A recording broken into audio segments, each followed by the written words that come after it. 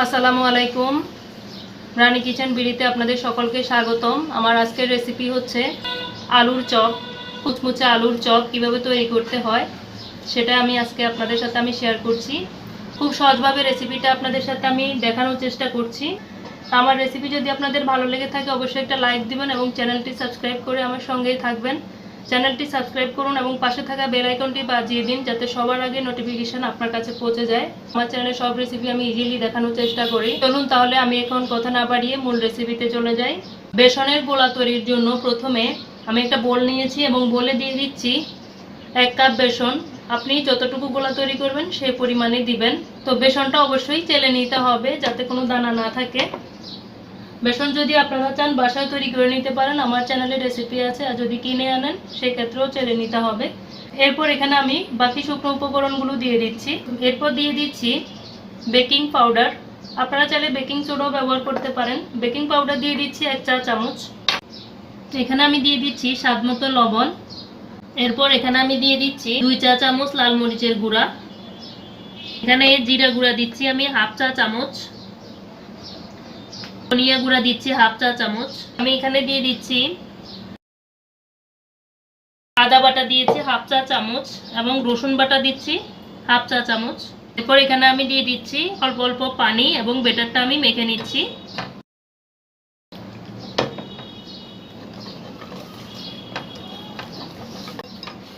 অল্প অল্প পানি দিয়ে আমি বেটারটা তৈরি করে নিচ্ছি। বেটারের কনসিস্টেন্সিটা এরকমটা হবে। খুব বেশি পাতলা না, খুব বেশি গাঢ় না। খুব বেশি পাতলা করলে কিন্তু চপগুলো কিন্তু ফুলবে না। তো সেক্ষেত্রে আমরা খুব বেশি পাতলা করব না। বেটারের কনসিস্টেন্সি এমনটা রেখে বেটারটা তৈরি করে নেব। দেখে নিশ্চয়ই বুঝতে পারছেন। আমি পরবর্তী স্টেপে যাই। দর্শক, এখানে আমি আলু সেদ্ধ দিয়েছি। আলু সেদ্ধর বিষয়ে নিশ্চয়ই আপনাদের দেখাতে হবে না। পানি দিয়ে যে আলু সেদ্ধ করতে হয় এটা আমরা সবাই জানি। এখানে আমি আলুটা সেদ্ধ দিয়েছি এবং ঢাকনা দিয়ে ঢেকে দিচ্ছি। প্যানে আমি একটু সরিষার তেল দিয়ে দিচ্ছি। 1 টেবিল চামচ সরিষার তেল দিয়েছি। এরপর এখানে আমি তেলটা গরম হয়ে গেলে পেঁয়াজগুলো ভেজে নিচ্ছি। আপনারা চাইলে পেঁয়াজটা কাঁচাও দিতে পারবেন, যার যেমন পছন্দ। আমি একটু ভেজে দিচ্ছি।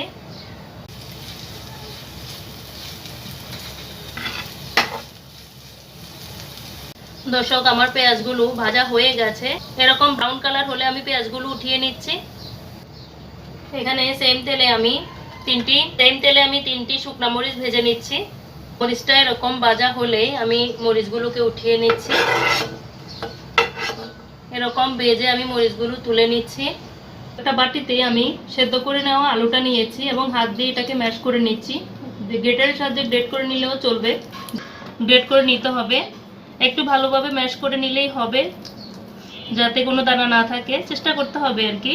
দানা থাকলেও খুব একটা সমস্যা নেই, চেষ্টা করতে হবে পারফেক্টলি করার। আমার আলুগুলো খুব ভালোভাবে ম্যাশ করা হয়ে গেছে।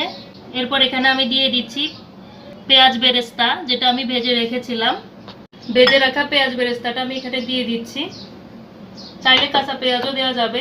পেঁয়াজ বেরেস্তাটা অবশ্যই আপনারা সরিষার তেল দিয়ে তৈরি করার চেষ্টা করবেন। এই পর্যায়ে এখানে আমি দিয়ে দিচ্ছি চিলি ফ্লেক্সটা। আমি এখানে দিয়ে দিচ্ছি। শুকনা মরিচটা ভেজে একটু গুঁড়া করে দিলেই হবে। আপনাদের পছন্দ অনুযায়ী জালটা ব্যবহার করবেন। এরপর আমি খুব ভালোভাবে এটাকে ম্যাশ করে নিচ্ছি। খুব ভালোভাবে সবগুলো আলুর সাথে আমি সব উপকরণ ভালোভাবে অ্যাড করে নিচ্ছি। এই পর্যায়ে এখানে আমি দিয়ে দিচ্ছি স্বাদ মতো লবণ। স্বাদ বুঝে এখানে আমি একটু লবণ দিয়ে দিচ্ছি, খুব বেশি না, হালকা পরিমাণে একটু লবণ দিয়ে দিলেই হবে। এরপর এখানে আমি হালকা একটু কাঁচা সরিষার তেল দিয়ে দিচ্ছি, খুব সামান্য পরিমাণে, যাতে খুব ভালো একটা ফ্লেভার আসে। যারা সরিষার তেলের ফ্লেভারটা পছন্দ করেন তারাই দিবেন। এরপর এটা আমি খুব ভালোভাবে মেখে নিচ্ছি।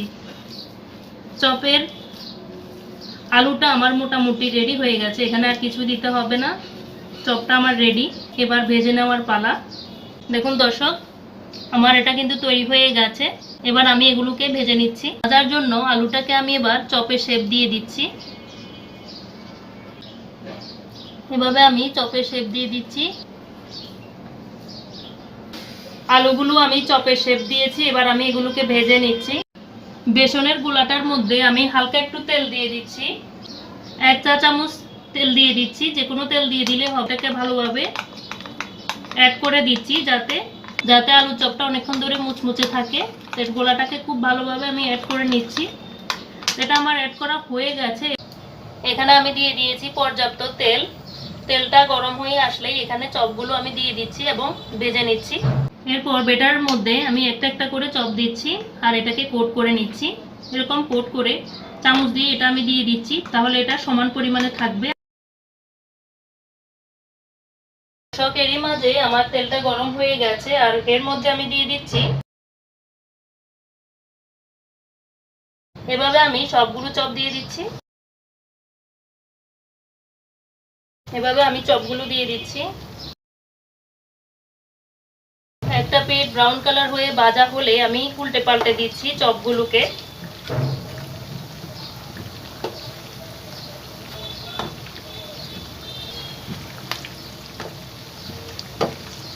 চপগুলো আমার একটা পিঠ ভাজা হয়েছে, আমি উল্টে দিয়েছি। আলুর চপগুলো আমার ভাজা হয়ে গেছে, এগুলোকে আমি তেল থেকে তুলে নিচ্ছি। এরকম মুচমুচে করে ভাজা হলে এগুলো আমি তেল থেকে তুলে নিচ্ছি। দেখুন দর্শক, আমার আলুর চপগুলো কেমন হয়েছে, কতটা মুচমুচে হয়েছে এবং ভেতরটা কেমন হয়েছে আমি একটা আপনাদের সাথে ভেঙে শেয়ার করছি। দেখুন কতটা মজাদার এবং মুচমুচে হয়েছে আলুর চপগুলো। এভাবে আমার রেসিপি ফলো করে এবং বেটারটা কীভাবে তৈরি করেছি ফলো করে যদি আপনারা তৈরি করেন, আপনাদের আলুর চপটাও এরকম মুচমুচে হবে, মজাদার হবে। আমার রেসিপি যদি আপনাদের ভালো লেগে থাকে অবশ্যই একটা লাইক দিবেন এবং চ্যানেলটি সাবস্ক্রাইব করে আমার সঙ্গেই থাকবেন। চ্যানেলটি সাবস্ক্রাইব করুন এবং পাশে থাকা বেল আইকনটি বাজিয়ে দিন যাতে সবার আগে নোটিফিকেশন আপনার কাছে পৌঁছে যায়। আজকে তাহলে এ পর্যন্তই। আল্লাহ হাফেজ।